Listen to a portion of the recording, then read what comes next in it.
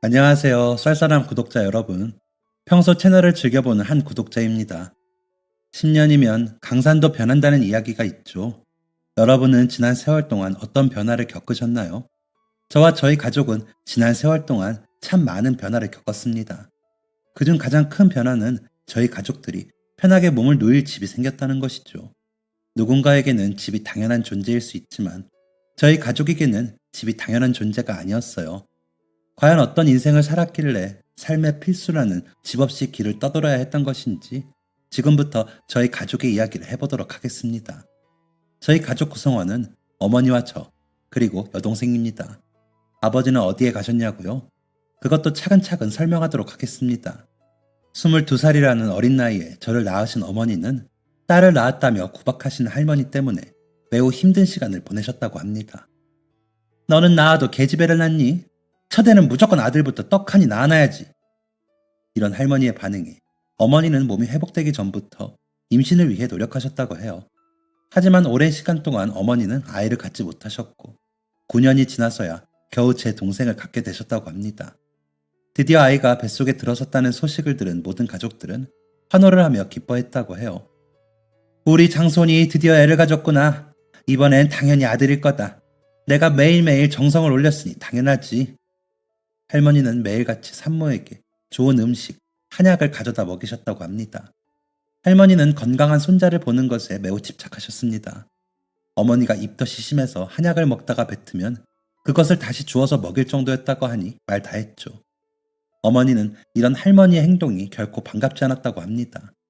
아직 아들인 게 확실하지 않은 이 상황에서 뱃속의 아이가 여자아이라면 할머니의 태도가 손바닥 뒤집듯이 바뀔 게 뻔했으니까요. 어머니, 아직 아들인지 확실하지 않아요. 그런 재수없는 소리는 하지도 말어. 내가 이번에 꿈을 꿨는데 호랑이 한 마리가 우리 집으로 쑥하니 들어오더라. 내가 주변에 물어보니까 아들 태몽이라더라. 호랑이면 아들이지. 꿈이 아이 성별을 정해주는 것도 아닌데 그건 조금. 재수없는 소리 말래도. 어머니는 할머니가 잘해주면 잘해줄수록 더 큰 부담감을 갖게 되었고 가슴 졸이는 나날을 살아갈 수밖에 없었다고 합니다. 할머니는 어머니에게 아들을 강요한 것뿐만이 아니라 먼저 태어난 저에게도 참 못된 말을 많이 하셨어요. 어머니의 배를 쓰다듬으며 아유 우리 귀한 손자, 네 누나만 없었으면 더 좋았을 텐데 라는 말을 제가 들으라는 듯이 하셨죠. 그럴 때면 어머니는 화들짝 놀라 아이 앞에서 그런 말씀 마시라고 이야기하셨지만 할머니는 그 말을 들을 생각이 없으셨습니다. 내가 뭐 틀린 말 했냐며 오히려 어머니에게 면박을 주셨죠. 그럴 때면 어머니는 늘 저의 손을 잡고 사과하셨습니다. 하지만 어린 저는 이미 알고 있었어요. 저에게 사과할 사람은 어머니가 아니라 할머니라는 것을요. 어머니가 성별을 듣기 위해 병원에 다녀오신 날, 할머니는 온 집안 사람들을 다 모아두고 집안에서 어머니를 기다리고 계셨어요. 집안으로 들어오신 어머니의 표정은 한껏 상기되어 있었습니다. 뭐래냐? 당연히 아들이라지. 무언가를 잔뜩 기대한 할머니는 날카롭게 외쳤습니다. 하지만 어머니의 입에서 나온 말은 할머니가 원하는 대답이 아니었어요. 딸이래요. 어머니, 딸이라고. 어머니의 말이 나오자마자 집안에 모여있던 어른들은 하나같이 혀를 차며 집 밖을 나섰습니다. 집안 대가 끊기게 생겼구먼. 뭘 잘했다고 당당하게 고개 쳐들고 집을 들어와? 고작 딸 가졌다는 얘기 들으려고 우리를 다 모은 거야? 에휴, 시간 낭비했구먼 그래. 집을 순식간에 빠져나간 사람들 중 어머니에게 축하한다는 말 한마디를 해주는 사람은 아무도 없었습니다. 이날 이후로 어머니의 인생은 지옥처럼 변해버렸습니다. 그동안의 시집살이는 장난 수준이었죠. 할머니는 그 다음날 곧장 어머니가 다니고 있는 병원으로 찾아가 난동을 부리기도 했습니다. 제대로 검사한 거 맞아? 의사 나와! 의사 나오라고! 내가 분명히 호랑이 꿈을 꿨단 말이야.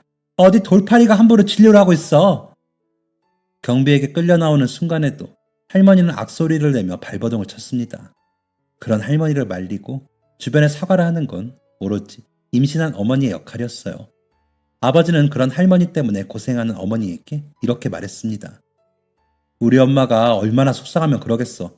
원래 그러시는 분 아닌 거 당신도 알잖아. 그리고 또 딸이라니. 내가 집안 어른들 뵐 면목이 없어.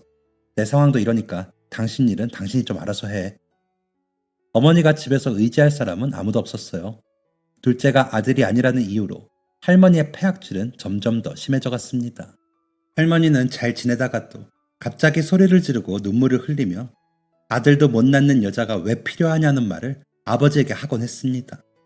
아버지와 어머니가 애써 무시하자 대놓고 얼른 쟤를 내쫓고 다른 여자를 들이자 아들 낳아주는 여자로 들여야 집안의 대가 안 끊긴다 라는 말을 하기도 했죠. 나중엔 어머니가 보는 앞에서 대놓고 다른 여자들의 사진을 아버지에게 들이밀기도 했습니다. 고작 10살짜리였던 제 눈에도 할머니의 행동은 너무나 폭력적으로 다가왔어요. 이런 스트레스 상황이 임신 기간 내내 이어졌다 보니 어머니는 동생을 어렵게 출산했습니다. 예정일보다 빠르게 태어난 제 동생은 태어나자마자 생명의 고비를 한 차례 넘기기도 했죠.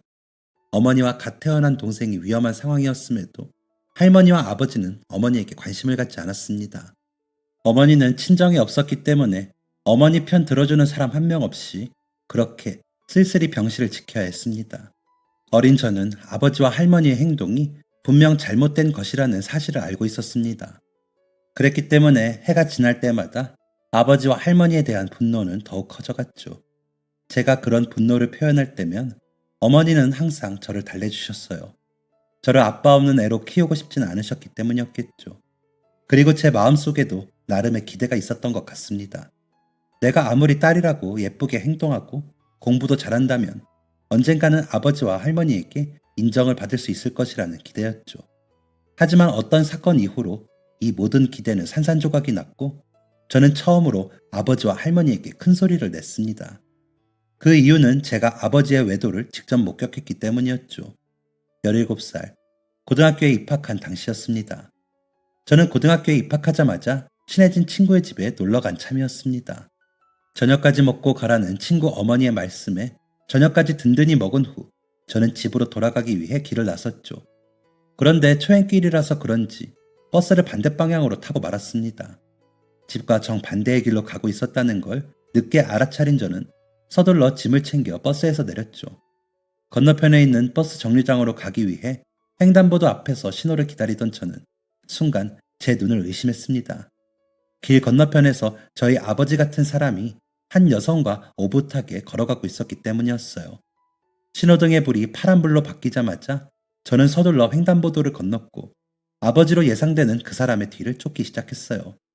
설마 하는 생각이 가장 컸습니다. 저 사람이 내 아버지일 리 없다는 생각이 지배적이었죠. 하지만 아버지와 닮은 사람은 제 아버지가 맞았습니다. 아버지가 맞다는 것을 확인하자마자 아버지는 젊은 여성과 함께 한 건물 안으로 들어갔고 저는 그 자리에서 아버지가 다시 나올 때까지 기다렸어요. 한참의 시간이 흐른 뒤에야 아버지는 건물 밖으로 나오셨고 저는 걷잡을 수 없는 분노를 느꼈습니다. 그리고 곧장 집으로 돌아갔어요. 집으로 돌아가니 아버지는 이미 도착해 계시더군요. 아버지는 늦게 들어온 저에게 "걔집애가 시간이 몇인데 이제야 들어와?" 라며 혼을 내셨습니다. 아버지의 외도를 목격했다는 사실을 곧장 밝힐 생각은 아니었어요. 우선 이 사실을 어머니에게 알리고 어머니가 선택하시길 기다리려고 했죠. 하지만 고작 17살이었던 저에겐 그만큼의 인내심이 없었습니다. "걔집애가 시간이 몇인데 이제야 들어와?" 라는 이야기를 듣자마자 제 머릿속에는 가정은 나 몰라라 하고 밖에서 바람이나 피우고 다니는 사람한테 저런 얘기를 들어야 하나? 라는 생각만이 가득하게 되었고 저는 기다림도 없이 이렇게 외쳤습니다. "나한테 이래라 저래라 하지 마세요." 큰 소리를 내는 저를 처음 본 아버지와 어머니는 그 자리에서 얼어붙었습니다. 하지만 그것도 잠시. 아버지는 이내 저에게 화를 내기 시작했어요. "이게 어디서 말대꾸야? 키워준 은혜도 모르고." 어머니는 그 옆에서 아버지와 저를 말리기 시작했습니다. 하지만 아버지의 분노는 잦아질 줄 몰랐어요. 큰 소리가 나자 함께 살던 할머니도 나와 무슨 상황인지를 물었고 집은 난장판이 되었습니다. 7살이 된 어린 동생은 울고 불고 난리도 아니었죠. 저에게 소리를 지르고 화를 내도 제가 수그러들지 않자 아버지의 화는 어머니에게 향했습니다. "애 교육을 대체 어떻게 시키는 거야? 어떻게 교육을 시키면 애가 어른 무서운 줄 모르고 대드냐고? 집에서 애만 보는 여자가 말이야." 기세 등등하게 팔을 허리춤에 올리고 어머니에게 삿대질을 하는 아버지. 그런 아버지 앞에서 죄인이 된 양 양손을 가지런히 모으고 고개를 숙이고 있는 어머니.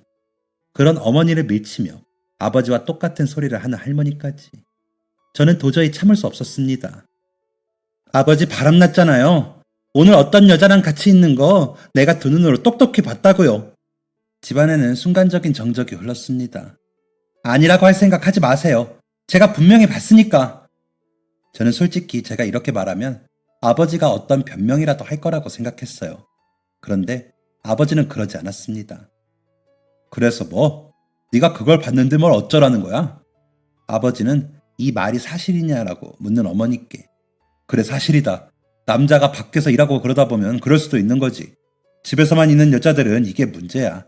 이런 거 하나 이해 못 해주고 말이야. 어? 라고 말하기도 했어요. 그런데 뻔뻔하기만 한 건 아버지뿐만이 아니었습니다. 할머니는 충격을 받아 얼어있는 어머니에게 이렇게 말하기도 했어요. 아들을 못 낳으면 남의 배라도 빌려서 낳아야지. 네 남편이 얼마나 속이 탔으면 그랬겠어. 나는 잘했다고 하고 싶다. 아주 잘했다 우리 장남. 이 말을 들은 저는 그동안 가슴속에 꾹꾹 눌러담았던 그 말을 꺼내고 말았어요. 자식 성별을 여자가 정해요? 성별은 남자 쪽에서 정하는 거예요. 무식한 소리 좀 그만하세요. 이만하면 됐잖아요. 이 말이 끝나자마자 아버지와 할머니는 뭐? 무식한 소리? 라면서 열을 올리기 시작했습니다. 아버지는 분을 이기지 못했는지 저에게 손을 올리기까지 했어요. 그러자 어머니는 나한테나 그러지 왜 애한테까지 그래? 하지마! 라며 온몸으로 아버지 앞을 막아서셨죠. 저는 그날 아버지의 외도를 알게 되었음과 동시에 그동안 어머니가 안 보이는 곳에서 아버지에게 손찌검을 당했다는 사실까지 알게 되었습니다. 이날 이후 아버지는 당당하게 외도를 저질렀습니다. 할머니는 그런 아버지의 행동을 응원하듯이 했죠. 편의를 위해 아버지라는 표현을 쓰곤 있지만 저는 단 한 번도 그 인간을 아버지라고 생각해 본 적이 없습니다. 결국 어머니는 그 지옥 같던 곳에서 저와 동생을 데리고 나오셨어요. 최소한의 생활을 위한 여비조차 받지 못했습니다. 아버지는 양육비를 요구하는 어머니에게 소송하면 누가 이길 것 같냐? 경제적인 능력도 없는 너가 애들을 데려갈 수 있을 것 같냐? 자식이라도 데려가고 싶으면 보내줄 때 맨몸으로 나가라 라고 이야기했죠. 어머니에게는 더 이상 싸움을 이어나갈 힘이 없었습니다. 무엇보다 오랜 시간 동안 아버지와 할머니의 세뇌에 길들여진 어머니에게는 집을 나온다는 것 자체가 크나큰 결심이었죠. 어머니는 가족도 없었고 먼 곳으로 시집을 왔었기 때문에 살던 지역에 연고도 없었습니다. 비슷한 시기에 같은 지역으로 시집을 온 친구 한 명이 전부였죠. 집을 나왔던 그날 저와 어머니 그리고 7살짜리 동생은 어머니 친구 댁에서 며칠 동안 신세를 지게 되었습니다. 하지만 가정을 꾸린 어머니 친구 댁에서 계속해서 지낼 수는 없는 노릇이었어요. 미안해. 우리 집이 넓은 것도 아니고 남편이나 아이나 티는 안 내지만 불편해하는 것 같고 갈 곳 없는 거 아는데도 이런 말해서 정말 미안하네. 연신 미안해 하시는 친구분에게 어머니는 웃으며 아니야 괜찮아. 이렇게 며칠 재워준 것만으로도 충분하지 라고 말씀하셨고 친구분은 상황이 너무 어려우면 가끔이라도 들리라는 이야기를 끝으로 어머니와의 작별을 고하셨습니다. 불행 중 다행으로 그때는 선선한 봄바람이 부는 계절이었기 때문에 저희 가족은 동네 아파트 단지 놀이터 구석에 정자해서 몸을 웅크려 하룻밤을 보낼 수 있었습니다. 이후로 저희 가족은 놀이터에서 노숙을 시작했고 돈이 조금씩 모이거나 누군가가 도와주면 찜질방에서 몸을 씻고 하루 정도 여유롭게 잠을 잘 수 있었어요. 어머니는 집을 나오자마자 동생을 데리고 일할 수 있는 곳을 찾아 식당에서 일을 하는 중이셨습니다. 어린 동생을 데리고 일하시는 어머니의 모습이 너무나 안쓰러워 제가 학교를 그만두고 같이 일을 하는 게 어떻겠냐고 말씀드렸지만 어머니는 거세게 반대하시며 말도 안 되는 소리 말라고 혼을 내셨어요. 당시에는 그런 어머니가 야속하게 느껴졌습니다. 왜냐하면 어머니는 일하시면서 정말 많은 어려움을 겪으셨거든요. 유치원을 보낼 형편이 안 되기 때문에 동생을 데리고 일을 하셨던 어머니는 아이를 데리고 일한다는 이유로 갑자기 식당에서 잘리기도 하고 약속된 임금을 받지 못하기도 하셨어요. 사장님, 월급을 반 정도밖에 안 주셨는데 혹시 어떻게 된 건지 확인해 주실 수 있을까요? 아, 그거 제대로 준 거 맞아. 네? 월급을 반밖에 안 주셨는데 제대로 주신 게 맞다고요? 응, 맞아. 자기도 알잖아. 솔직히 일할 때 일만 한 거 아니잖아. 일하랴 애보랴. 솔직히 나 같은 사장이니까 이해해 준 거지. 다른 데였으면 진작에 난리 났어. 말도 안 되는 말이었습니다. 식당 사장님이 식당 직원들이 쉬는 방의 구석을 내어주어서 동생이 그곳에 있었던 것은 사실이었지만 동생은 일하는 어머니를 단 한 번도 찾은 적이 없었어요. 게다가 이미 스스로 한글을 뗀지라 어머니가 일하시는 동안에는 스스로 책을 읽거나 장난감을 가지고 놀았죠. 식당 직원들이나 손님들 모두 그런 제 동생을 신기하게 생각하기도 했습니다. 동생은 제가 학교에서 돌아오면 함께 놀이터로 나갔기 때문에 저녁 시간부터는 동생이 식당에 있지도 않았습니다. 게다가 어머니가 동생을 챙기는 순간은 다른 직원들이 쉬거나 서로 수다를 떨던 때가 전부였습니다. 이런 상황이었는데 아이를 데리고 왔다는 이유로 임금을 반이나 주지 않다니. 너무나 억울한 상황이었죠. 어머니는 식당 사장에게 억울함을 토로했지만 돌아온 것은 그럴 거면 그만두던가. 여기 아니면 자기 받아줄 사람이 있을 것 같아. 라는 말이 전부였습니다. 어머니는 그동안 수많은 곳에서 거절을 당했던 경험이 있으셨기 때문에 결국 꾹 참고 그 식당에서 계속 일하실 수밖에 없었어요. 매번 임금을 아무렇게나 주는 사장 때문에 어머니는 월세방 보증금을 예정했던 일정보다 2배는 더 늦게 마련하셨습니다. 겨우겨우 모은 쌈짓돈을 가지고 방을 보러 다녔지만 괜찮은 방이 없었어요. 대부분 낡고 빛도 잘 들지 않는 반지하였죠. 게다가 여자 혼자 2아이를 키운다는 것을 좋지 않은 시선으로 보는 사람들도 많았습니다. 큰애 하나랑 작은 애 하나? 그것도 엄마 혼자? 그건 좀 그런데?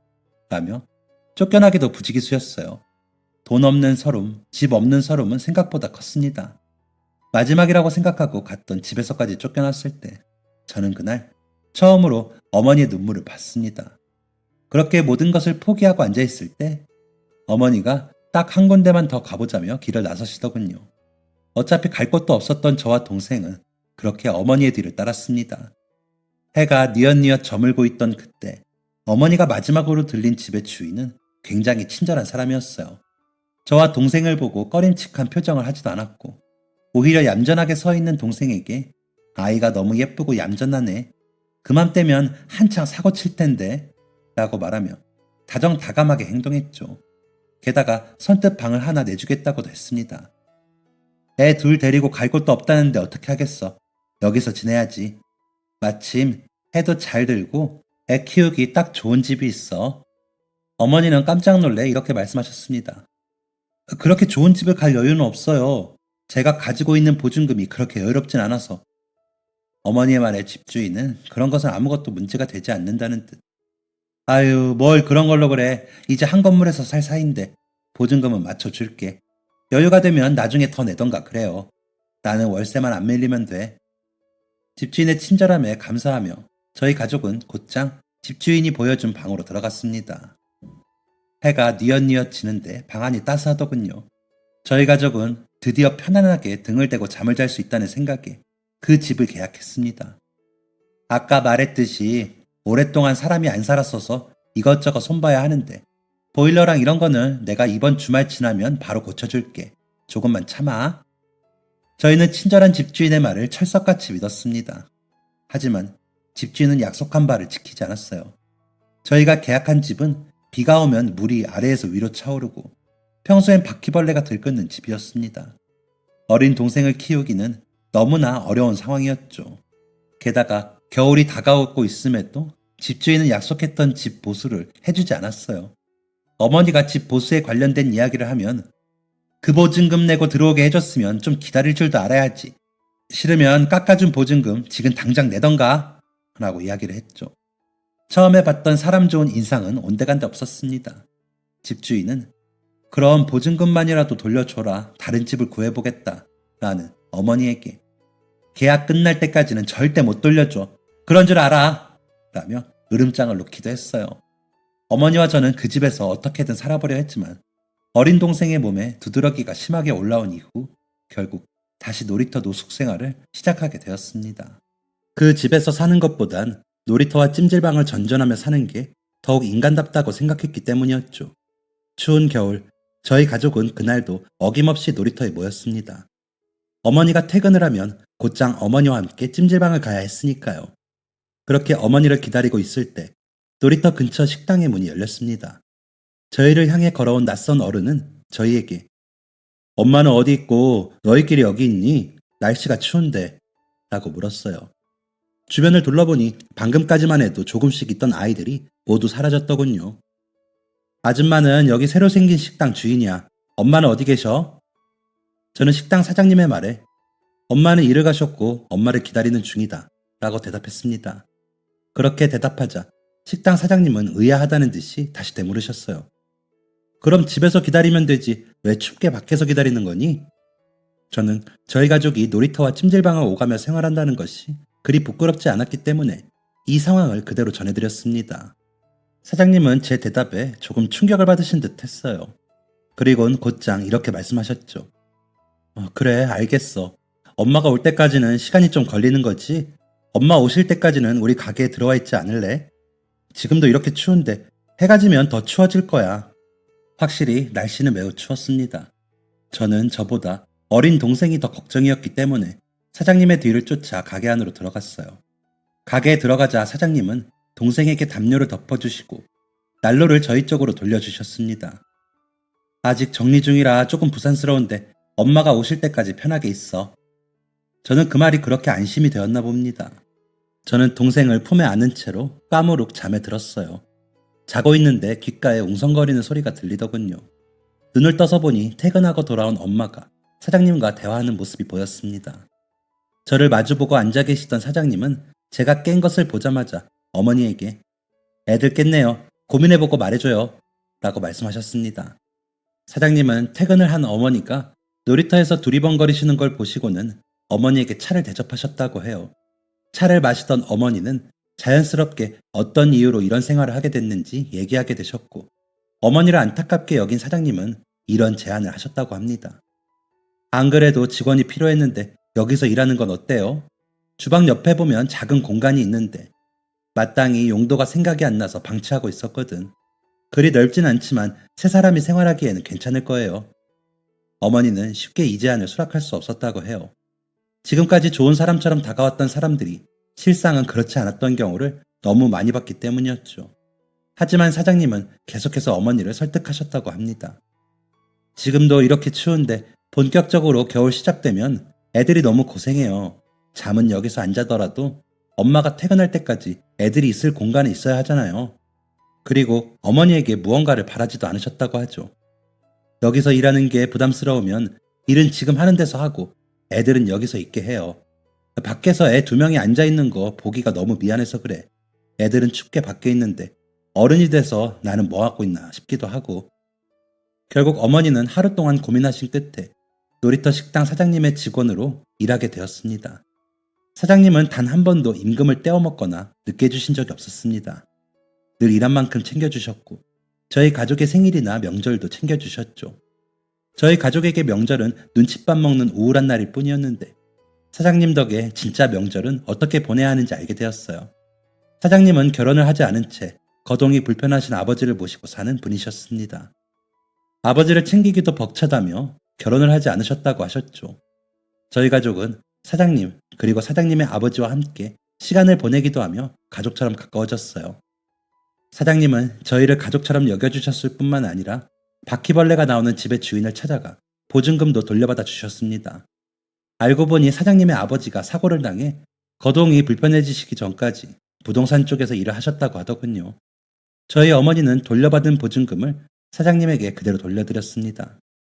아무 대가 없이 지낼 곳을 마련해 주신 거에 답례도 못하고 늘 마음이 불편했는데 이거라도 받아주세요. 하지만 사장님은 뛸 듯이 놀라시며 어머님의 보증금을 거부하셨어요. 하지만 저희 어머니도 만만치 않은 분이셨습니다. 결국 사장님의 가슴팍에 보증금을 넣어드린 어머니에게 사장님은 으이구 못 살아. 보증금은 어쨌든 다시 돌려받는 거 알지? 라고 웃으며 말씀하셨죠. 보증금도 돌려받았겠다. 일하는 식당에서 월급도 제때제때 나오겠다. 어머니는 살림이 조금 안정된 이후부터 봉사활동을 시작하셨습니다. 사실 생각해보면 제 기억 속 어머니는 항상 누군가를 돕고 계셨어요. 아주 작은 호의를 베푸는 일에도 최선을 다하셨죠. 어머니는 돈으로 할 수 있는 게 아니라면 늘 먼저 나서서 다른 사람을 도우셨습니다. 거동이 불편하신 분들이나 무거운 짐을 들고 가시는 분들을 지나치지 않는 것은 기본이고 뜨거운 것을 잘 못 드시는 일부 어르신들에게는 음식을 일일이 시켜드리곤 했습니다. 식당 마감을 한 후엔 술을 먹고 놀이터에 누워 잠을 청하는 아저씨들의 귀가를 돕기도 했죠. 그런 일이 한두 번 있다 보니 어머니는 어느새 아파트 단지의 유명인사가 되었습니다.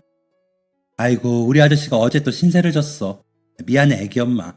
정신 놓을 때까지 술 먹지 말라고 그렇게 잔소리를 해도 정신을 못 차리네. 내가 남편이랑 사는 건지 아들을 키우는 건지 모르겠어.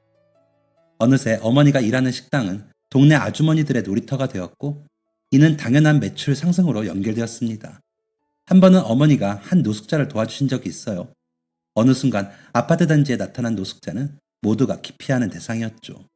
모두가 그 노숙자를 피하는 와중에도 그분의 끼니를 챙겨주시던 어머니는 어느 날 그 노숙자가 여자라는 사실을 알게 되었고, 곧장 그분을 모시고 들어와 목욕까지 깨끗이 시키고 따뜻한 방에서 잠까지 재워주셨습니다. 그리고 그 과정에서 그분이 길을 잃은 치매 노인이라는 사실을 알게 되었어요. 입고 계시던 외투와 주머니에 연락처와 성함이 적혀 있더군요. 연락을 받고 달려온 치매 노인의 자식들은 극구 사양하는 어머니에게 고개를 숙이며 감사 인사를 전하셨습니다. 모두가 피하는 노숙자에게 관심을 가지고 그 사람을 가족의 품으로 돌려보내준 어머니의 이야기는 또다시 뜨거운 감자가 되었고, 어머니는 동네의 유명인사를 넘어 스타가 되셨습니다. 아파트 단지에 사는 아주머니들은 자신의 자녀들을 향해 이렇게 말하곤 했어요. 너 이렇게 말 안 들어서 어떻게 할래? 저기 이모 하시는 것 좀 보고 배워. 어머니는 그런 귀여운 다툼을 웃음으로 넘기실 뿐이었습니다. 어머니 덕에 식당 매출이 급증한 사장님은 어머니에게 보너스도 두둑하게 챙겨주셨고, 어머니는 그 식당에서 일한 지 2년 반 만에 작은 투룸 빌라를 구하게 되셨습니다. 그 집에 이삿짐을 풀며 기뻐하던 어머니와 동생의 얼굴이 아직도 잊히지 않네요. 저는 공부를 꽤 잘했기 때문에 지역에 있는 국립대에 전액 장학생으로 입학할 수 있었습니다. 졸업하자마자 일을 하고 싶었지만 대학은 나와야 한다는 어머니의 고집이 결국 지금의 저를 만들어 주었죠. 다시 이야기로 돌아가서 성인이 된 후 대학에 다니기 시작한 저는 바쁜 나날을 보내고 있었습니다. 하지만 그 어느 때보다 평화로웠어요. 그런데 평화는 늘 예고 없이 깨지는 법이죠. 그날은 식당 마감일을 돕고자 평소보다 이르게 어머니의 마중을 나간 날이었습니다. 그런데 고요해야 할 식당 안쪽이 부산스럽더군요. 가까이 가서 들어보니 어머니가 신경질적인 목소리로 소리를 높이는 소리가 가게 안쪽에서 나고 있었습니다. 사장님은 혼신을 다해 그런 어머니를 말리고 계셨어요. 대체 무슨 일인가 싶어 숨이 찰 정도로 빠르게 뛰어 가게 앞으로 달려갔는데 저는 순간 얼어붙고 말았습니다. 어머니의 맞은편에는 저희 어머니를 버리고 당당하게 바람이 났던 저의 생부가 서 있었어요. 당신이 뭐라고 여길 찾아와? 라며 달려드는 저를 본 생부는 도망치듯 그 자리를 떠났습니다. 어떻게 된 영문인지 사장님에게 들어보니 재료가 평소보다 일찍 떨어져 가게를 정리하려고 하는데 웬 낯선 손님이 왔다고 하더군요. 재료 소진이라 오늘은 일찍 문을 닫았습니다. 죄송합니다. 라고 말을 하려는데 갑자기 낯선 손님의 입에서 어머니의 이름이 나왔다고 해요. 심상치 않음을 느낀 사장님은 그런 사람 없다며 낯선 손님을 내보내려고 했지만 마침 안쪽에서 나온 어머니와 손님이 마주쳤고 그 이후로는 줄곧 이런 상황이었다고 합니다. 생부는 무슨 이상가족이라도 찾은 양 어머니에게 애틋하게 굴었다고 해요. 그동안 연락 한 번 안 했던 사람이 어머니를 따라 나온 동생에게 친근하게 굴었다고 하죠. 생부의 얼굴을 제대로 기억하지도 못하는 동생은 그런 어머니의 옷자락을 잡고 뒤에 숨었고, 생부는 아빠야 왜 그래 아빠잖아 라며 동생을 안아 들려 했다고 합니다. 이 이야기를 들은 저는 피가 거꾸로 솟는 기분이었어요. 하지만 다행인 것은 그런 생부의 태도를 어머니가 참지 않으셨다는 것입니다. 어디 손을 대! 라며 생부를 거칠게 밀어낸 어머니는 여기가 어디라고 찾아와! 내 딸한테 손 하나 까딱대지 마! 라며 윽박을 지르셨고, 생부는 처음 보는 어머니의 모습에 어버버하며 어쩔 줄 몰라 했다고 했어요. 그런 상황에서 제가 돌아왔고 생부는 도망을 쳤다고 합니다. 분명히 통쾌한 사건인데 제 마음속에는 약간의 불편함이 존재했어요. 뭔가 껄끄럽다는 생각이 들더군요. 마침 1학기가 끝난 저는 그런 생부의 뒤를 캐기로 다짐했습니다. 저와 동생, 어머니를 내쫓고 내언니와 결혼을 한 생부의 삶은 제가 바랬던 것보다 처참했습니다. 고작 3년 만에 생부는 모든 것을 잃은 상황이었어요. 얼마나 시끄러웠는지 온 동네 사람들이 그 이야기를 다 알고 있더군요. 생부가 어머니 앞에서 당당하게 내연 사실을 고백했던 이유는 내연녀가 정말 뱃속에 아이를 품고 있었기 때문이었습니다. 그리고 그 당시엔 아이의 성별이 남자아이라는 것까지 알고 있었다고 했죠. 그렇게 아들 하더니 정말 아들이 생기자 이때다 싶었던 생부와 그의 어머니는 어머니를 내쫓기 위해 수단과 방법을 가리지 않았던 것입니다. 그런데 그렇게 아이를 낳고 키우다 보니 생부는 이상한 점을 느꼈다고 합니다. 아이가 영 자신과 닮지 않았기 때문이었어요. 그때마다 생부는 자신의 어머니에게 미심쩍은 생각을 공유했지만 그의 어머니는 원래 애들은 크면서 얼굴이 수도 없이 바뀌는 거다 라며 생부의 마음을 안심시켰다고 합니다. 하지만 바로 한 달 전 아이의 혈액형에 의구심을 품은 생부는 아이와의 유전자 검사를 진행했고 아이가 자신의 친자가 아니라는 사실을 알게 되었다고 하죠. 그제야 정신을 차린 생부는 내연녀와 이혼을 하게 되었고 이혼을 한 뒤에야 자신의 집에 모든 재산이 내연녀 명의로 넘어가 있다는 사실을 깨닫게 되었다고 합니다. 심지어 자신의 어머니의 재산까지도 말이죠. 생부의 어머니는 아들을 가졌다는 내연녀가 그래도 가정이 있으신 분인데 이 아이를 낳아도 될지 모르겠어요 라고 이야기하자 내연녀가 아이를 낳도록 달래기 위해 자신의 재산의 3분의 1을 증여했고 아이를 낳은 후 내연녀가 아이를 낳으면 기쁠 줄 알았는데 그것도 아니네요. 나를 잃어버린 기분이에요. 그냥 아이만 데리고 어딘가로 사라지고 싶어요 라고 말하자 또 남은 재산을 선물로 주었다고 합니다. 한마디로 말해서 아들이나 어머니나 하나같이 바보 같았던 것이죠. 무언가에 홀린 듯이 모든 재산을 잃은 생부는 가장 먼저 저희 어머니를 떠올렸다고 합니다. 누군가가 페인처럼 지내고 있는 생부에게 네 전처는 애 둘 데리고 잘만 살고 있던데 너는 뭐냐? 라는 말을 했나 봅니다. 대체 얼마나 잘 지내고 있는지 보자라는 생각으로 왔는데 어머니가 정말 잘 살고 있으니 생부는 어머니와 다시 살림을 합칠 요량으로 식당에 찾아왔던 것이겠죠. 양심도 없지. 어머니에게 그 고생을 시키고도 뻔뻔하게 구는 생부의 행동을 보니 생부가 더욱 인간 같지도 않게 느껴졌습니다. 저는 그 길로 생부와 그의 어머니가 살고 있다는 집으로 찾아갔어요. 제가 집으로 찾아가니 생부는 저를 반갑게 맞이하더군요. 잘 왔다. 잘 왔어. 네 엄마가 보낸 거지? 네 엄마가 뭐래? 가서 자기가 잘못했다고 싹싹 빌라고 하지. 괜히 못 오겠으니까 딸내미 보낸 것 좀 봐. 생부는 여전히 뻔뻔했습니다. 그리고 그의 어머니도 여전히 뻔뻔했죠. 그러니 말이다. 어디 여자가 세상 무서운 줄 모르고 밖에 나가 살아. 얘 3년이면 많이도 봐줬다. 이제 슬슬 집에 들어오라고 전해라. 생부와 그의 어머니의 말은 저희 어머니를 깎아내리는 말이었어요. 자신들의 괴롭힘과 몰상식함에 쫓겨나듯 집을 나서야 했던 어머니의 모습은 생각하지도 못하고 마치 어머니가 쉽게 가정을 버리고 집을 나간 것 마냥 말을 하고 있었으니까요. 저는 그 두 사람에게 차분히 말했습니다. 저희 어머니가 여길 왜 오나요? 그리고 어머니가 왜 당신한테 빌어야 하죠? 이런 반응은 예상하지 못했는지 생부는 펄쩍 뛰며 저에게 윽박을 질렀습니다. 아직도 제가 그때 그 어린애 같으세요? 왜요? 그때처럼 손이라도 올리시려고요? 그렇게 해보세요. 저는 지금 당장 경찰서로 가서 신고하고 그동안 당신이 우리 어머니한테 했던 짓들을 하나도 빠짐없이 말할 거니까. 역시나 생부는 낳아준 은혜도 모른다는 말만 되풀이하더군요. 한 푼도 없이 쫓아낼 땐 언제고 어떻게 이제 와서 우리 어머니를 찾으세요? 사람이 양심이라는 게 있으면 그러면 안 되죠. 우리 가족 더 이상 괴롭힐 생각 마세요. 이후로도 계속해서 큰 소리가 오고 갔던 것 같습니다. 근 20년 동안 쌓였던 응어리들이 한 번에 터지니 저도 걷잡을 수 없더군요. 젊은 치기에 저질렀던 싸움이 조금은 부끄럽기도 하지만 후회하진 않습니다. 그때 이후로 저는 그동안 쌓였던 모든 앙금을 해소했거든요. 친부가 어떻게 사는지 전혀 관심이 가지 않았습니다. 저희 어머니 또한 마찬가지셨어요. 어찌됐든 정리하고 나니 마음이 홀가분하다며 새로운 인생을 사는 듯하다고 하셨죠. 저희 가족은 그렇게 제2의 인생에 서막을 올렸습니다. 그러던 중 식당 사장님의 아버지가 큰 수술을 받게 되셨어요. 사장님은 정말 미안해하시며 아버지가 몸을 회복하실 때까지 가게를 대신 봐줄 수 있겠냐고 물으셨고 어머니는 당연히 그럴 수 있다며 열심히 가게를 운영하셨습니다. 동시에 사장님의 허락을 받고 가게의 레시피를 조금씩 바꾸기도 하셨죠. 사장님은 이렇게 해주는 것도 고마운데 하고 싶은 대로 해라 라며 어머니를 전적으로 믿어주셨고 어머니의 취향과 생각대로 가게가 운영되자 가게는 동네 장사를 넘어 지역 장사로까지 손을 뻗쳤습니다. 아유, 이 식당은 집이랑 가까워서 오기 좋았는데 요즘은 기다리는 사람들 때문에 통 먹기가 힘들어. 라는 말이 나올 정도로 장사가 잘 되기 시작한 것이죠. 작은 아파트 단지의 식당이 입소문을 타며 성공을 이루자 그 비법이 궁금했던 지역 사장님들은 저희 어머니를 찾아와 성공의 이유를 묻기도 했습니다. 그리고 그중 누군가는 어머니에게 동업을 제안하기도 했어요. 그 제안은 너무나 파격적이었습니다.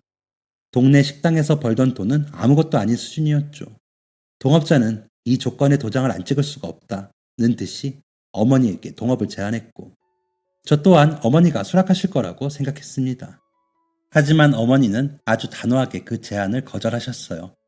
왜 이런 좋은 제안을 거절하느냐 묻는 동업자에게 어머니는 제가 처음부터 시작한 가게가 아니에요. 저는 그저 저희 사장님이 잘 운영하고 있던 가게에 약간의 아이디어를 적용했을 뿐이에요. 1부터 100까지 제가 한 게 아니니 저와 동업하신다 해도 얻으실 게 없을 겁니다. 라고 대답하셨죠. 동업자는 답답하다는 듯이 어머니를 설득했지만 어머니는 완강하셨습니다. 동업자가 물러설 기미가 보이지 않자 어머니는 이런 조건을 다시기까지 했어요. 그럼 저희 사장님도 함께 일하게 해주세요. 선생님이 보신 저희 가게가 100이라면 저는 30밖에 하지 않았어요. 나머지 70을 만들어내신 사장님도 함께 한다면 제안을 고려해 보겠습니다. 동업자는 사장님이 함께 일을 하고 있는 것을 그리 반기지 않았습니다. 굳이? 라는 생각을 하고 있는 게 눈에 보일 정도였죠.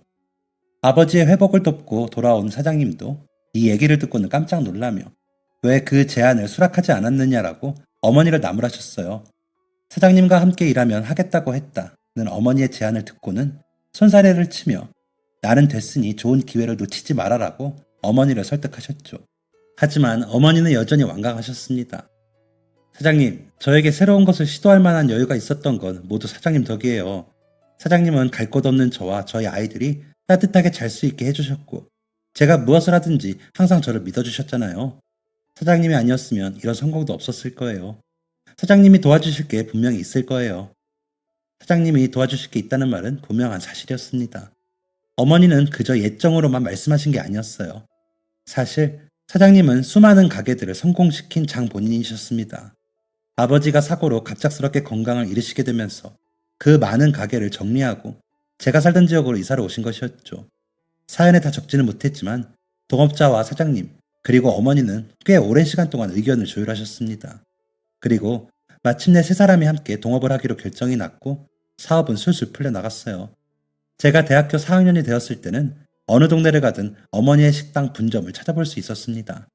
사업이 확장될수록 저희 집은 점점 부유해져 갔고 어머니는 점점 바빠지셨습니다. 그리고 저는 활기 있게 살고 있는 저희 어머니가 행복하실 거라고 생각했어요. 하지만 실상은 제 생각과 조금 달랐습니다. 어머니는 어느 날 저와 동생을 나란히 불러 앉히셨어요. 왜인지 모르게 가라앉아 있는 어머니의 모습에 24살이 된 저와 14살이 된 동생은 괜히 긴장하고 있었습니다. 내가 뭐 잘못한 게 있나? 라는 생각을 하고 있을 때 어머니는 상상도 해본 적 없는 충격 고백을 하셨습니다. 엄마, 오늘 일 그만뒀어. 일을 그만뒀다는 건 그리 큰 충격이 아니었습니다. 진짜 충격은 그 뒤에 따라온 말이었죠. 엄마, 대학 갈 거야. 그리고 대학 졸업해서 사회복지사가 될 거야. 저는 어머니가 대학을 간다는 사실에 충격을 받은 것이 아니라 어머니에게 못 이룬 꿈이 있었다는 사실이 충격이었습니다. 이 충격은 저를 향한 실망감으로 변했습니다. 왜 엄마에게도 꿈이 있을 수 있다는 생각을 하지 못했을까? 라는 생각이 머리를 떠나지 않았습니다. 어머니는 멍해 있는 저를 설득하려는 듯이 말씀하셨어요. 그동안 모아둔 돈이 꽤 많아서 너희한테 손 벌릴 일 없을 거야. 너도 이제 사회생활 시작했고 네 동생 성인 되고 난 이후에도 먹고 살 돈은 충분해. 어머니는 끝까지 저와 동생 걱정뿐이었습니다. 저는 어머니가 저희의 눈치를 보는 그 모습이 너무나 가슴 아팠어요. 저는 눈물을 뚝뚝 흘리며 어머니에게 이렇게 말했습니다. 돈이 있고 없고는 중요하지 않아요. 그동안 엄마가 우리를 책임졌던 것처럼 이젠 내가 책임지면 되니까요. 저는 그냥 엄마가 행복했으면 좋겠어요. 엄마가 엄마의 꿈을 찾아서 그 길로 갔으면 좋겠어요.